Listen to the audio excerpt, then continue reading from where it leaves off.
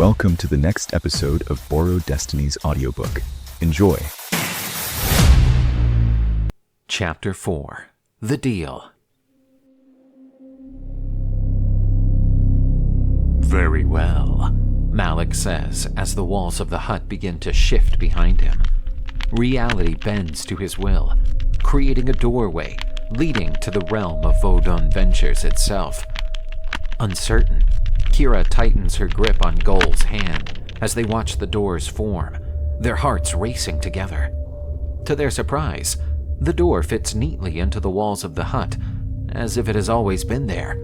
It looks no different from any other door once Malik has finished creating it, like he simply added a new room to the hut. "If you'll follow me," Malik instructs, reaching one blurred hand forward to open the door. He steps beyond into a realm that he is far more familiar with than Dombo, a sensation that a lesser being might describe as coming home. It is with far more uncertainty that Gole and Kera walk after him, their feet heavy on the ground. Both struggle to fight against the instinct to run as far from this place as they can, attempting to convince themselves that it is only the fear of the unknown that is making them hesitate. As soon as they step over the threshold, the door closes behind them, as if removing any chance to return to their previous life. In reality, as soon as Malik chose them, that chance was obliterated. Malik has never allowed a target to truly deny his offer. His skill and manipulation and his methods of control have been honed and perfected over decades. It is not something that a mere mortal could ever overcome. Like a nerve you will not name, I speak once, hair folding back on itself. Inside this new realm, the world is bent, shifting like a dark, twisted illusion. Malik blends into the shadows surrounding them easily, distorting their view of him even further. A deep thrumming runs through the walls, sinister music to which the darkness dances with unknown intent. Ahead, the corridor seems to go on endlessly, with no exits or windows along its claustrophobic walls. Gole is certain that the entire thing is moving with every step that they take forward, twisting and turning to the will of some mysterious presence. It is lit by an unnatural blue light coming from a line of candles that seem to shift their positions every few seconds.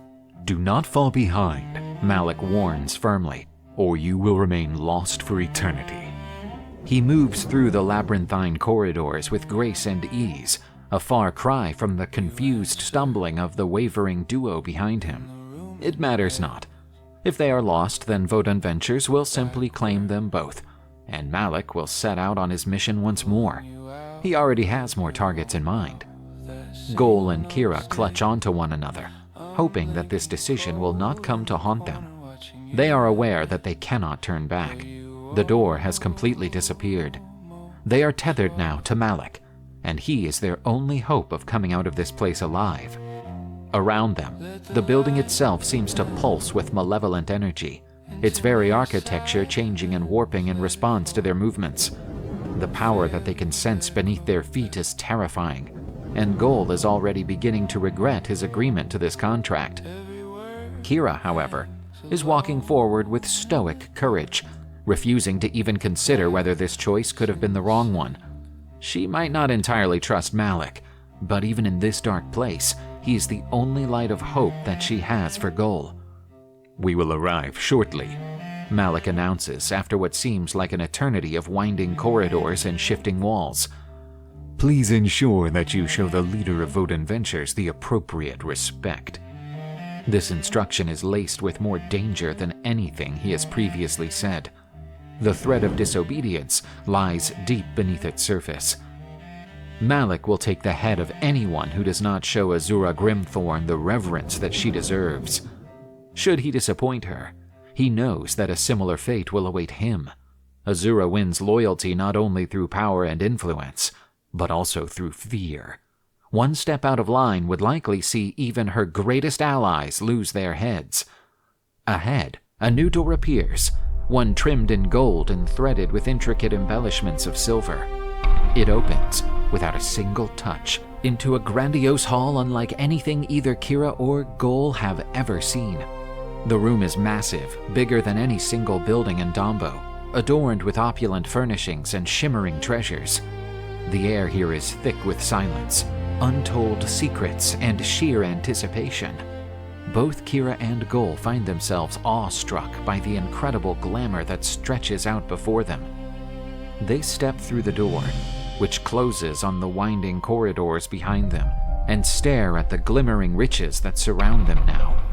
There are untold amounts of golden coins in huge piles in the distance, covered with sprinkles of jewels and gems in colors that neither of them has ever witnessed. Along the walls are paintings with intricate frames and giant marble statues that seem worth more than most houses. Even the furnishings themselves seem to be made from highly expensive materials that would be nearly impossible to find in a different realm. Both Kera and Gole cannot believe what they are witnessing.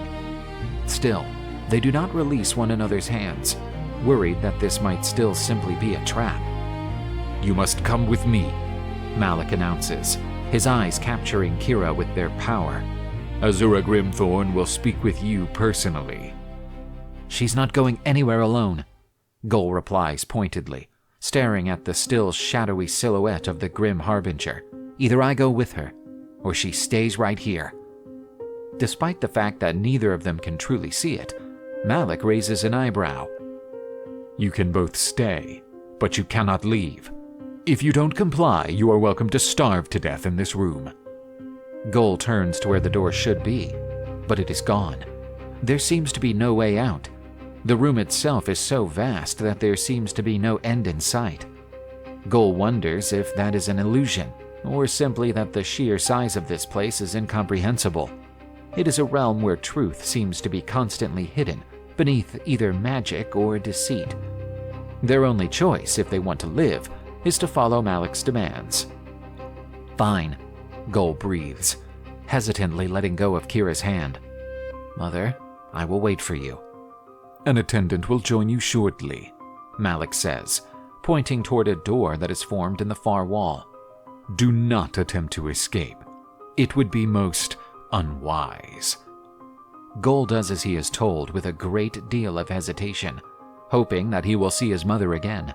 Kera simply follows Malik through yet another door, and it wastes no time in closing behind her.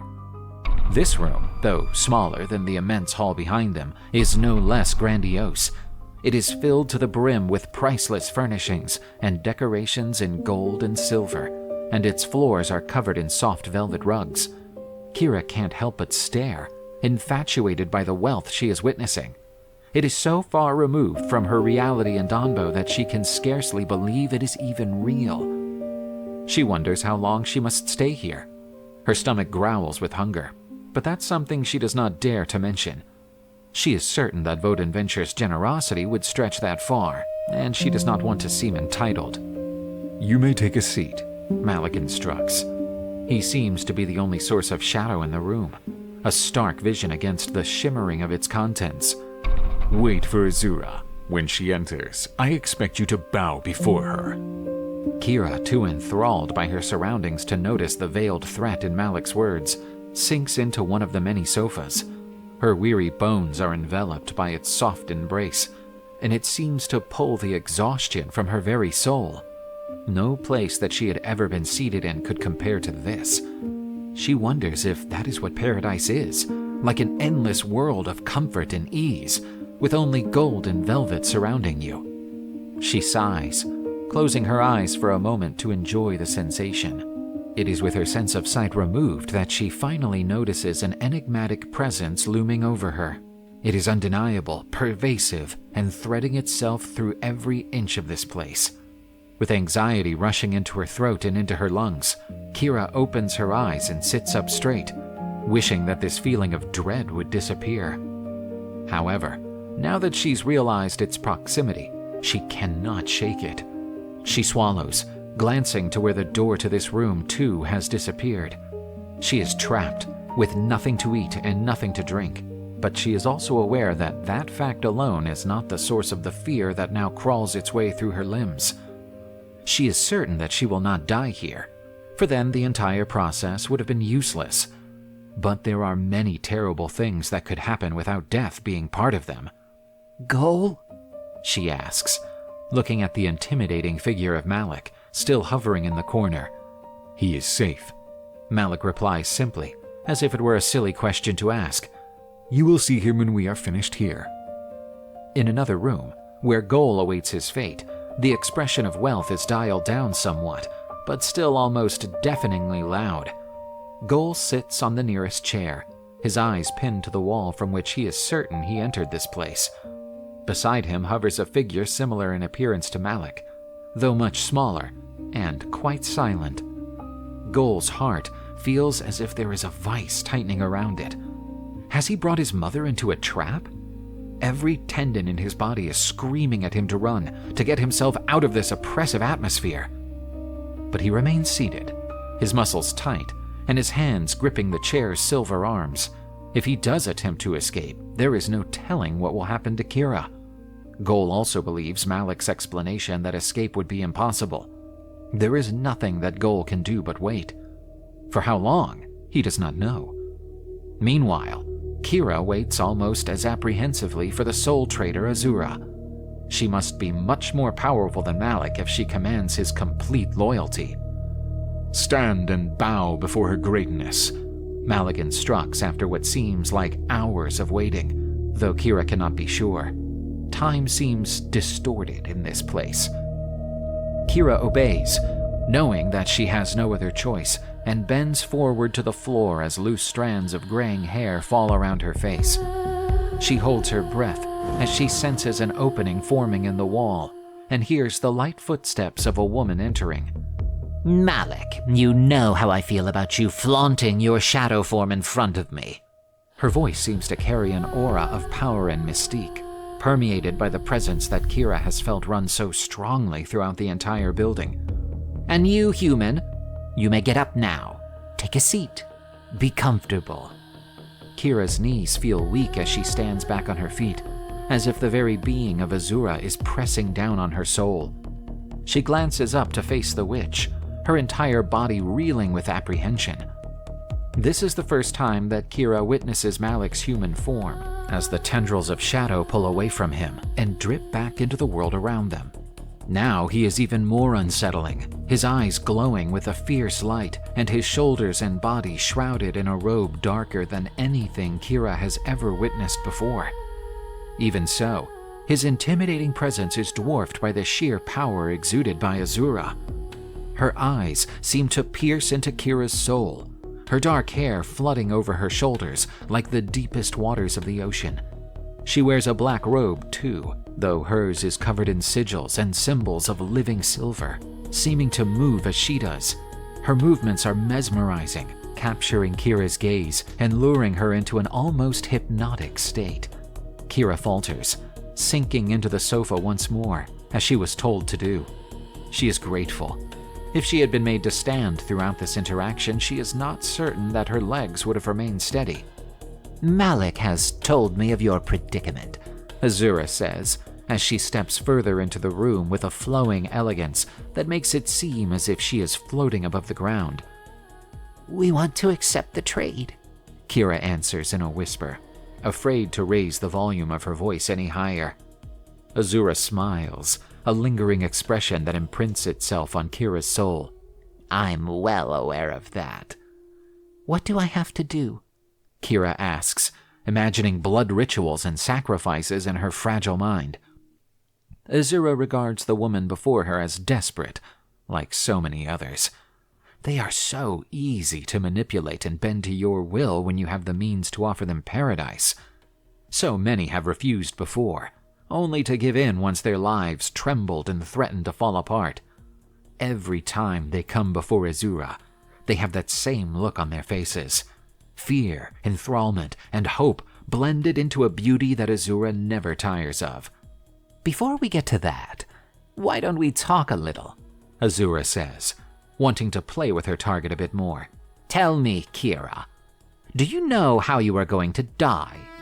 Kira's eyes widen as she stares at the witch, her heart slowly freezing over in surprise. She shakes her head stiffly, barely moving it at all. Her mouth is starting to feel dry. Malik, why don't you get our guest some water? Azura says without looking away from the woman in front of her. She seems thirsty. This suggestion makes Kera wonder if Azura has the power to read minds. She does not, but the witch loves to toy with the minds of her targets. Malik bows swiftly and disappears in a cloud of shadow. Azura continues as if she'd never asked that terrifying question. You see, Kera dear, if you choose to sacrifice yourself for your son, he will live in Blissville for as long as you are alive. Once your life ends, so will his stay in paradise. Malik reappears, offering Kera a goblet, which she takes hesitantly. She drinks from it, hoping that it is not poisoned, but not seeing a way to decline. The water inside is so refreshing that it is almost shocking, gliding down her throat with a delicate ease that satiates her thirst instantly. But I am ill, Kera points out, sensing the weakness in her muscles growing the longer she stays in this place. I will die soon, and then this sacrifice will be for nothing. If that was the case, Azura replies with yet another sly smile, I would not have offered you this trade. This time, Kera frowns. She has not been expecting a long life. A part of her longs for the escape of death, to finally leave Dombo behind. For a moment, Azura allows her to stew in her silence. Then she speaks again. I will ask you once more. Do you know how you are going to die? Kera doesn't say anything at all. The words won't pass the lump in her throat. Instead, she simply stares, waiting for the answer she's not sure she wants to hear. Azura regards her from above, studying the lines of her face and the fear present in her gaze. 30 years from now, Azura states in a calm monotone, you will drown. The shock grips Kera's heart. She's not sure if the witch is telling the truth, but there are no means to distinguish her announcement from a lie. There would be no reason for deceit that Kera can think of either. There is a hidden lie in Azura's words, one that she will only reveal when Kera's blood has signed her contract. 30 years, Kera repeats, struggling to find her breath. That is a long time. It is short to be in paradise. Malik takes the empty goblet from Kera's shaking hands, and she finds herself staring at her feet. I can win 30 years for Gole, she whispers to herself. It is more than I could ever give him. Once your contract is over, Azura agrees simply, still refusing to reveal the real truth of those 3 decades. Gole must leave Blissville. Now Malik will return you to your son, and then take you to Dombo. You will sign the contract in 1 week. Kera has many more questions for Azura, but the witch is gone before any of them can leave Kera's lips, as if she never existed in the first place. Kera stares at the place Azura stood, wishing she could force her to return to this room. Come, Malik instructs, fading into his shadow form once more. It is time to leave. Kera wants to argue, but she is far too tired. The whirlwind of thought in her mind is creating chaos in her soul. She wants to see Gole, to go home, to lie down, and to try to organize it all. Malik leads her back into the grandiose hall, where an attendant has already brought Gole. He rushes forward and wraps Kera in a tight embrace. What did they do to you? Gole inquires urgently. Are you hurt? No, Kera mutters, relieved that her son seems to be safe for now. We have a lot to talk about. Follow me, Malik says, ignoring the heartfelt reunion to create the doorway back into the labyrinth from which they entered. Kera begins to explain what she learned from Azura, explaining that Gole has 30 years in Blissville and must leave when the time is up. She doesn't tell him why she thinks that timeline has been set in stone, however. That knowledge is sealed within Kera's heart, and she intends to share it with no one. Thank you for watching Borrow Destiny audiobook visuals. Subscribe to Faded Pages audiobooks channel for new episodes. See you on the next one.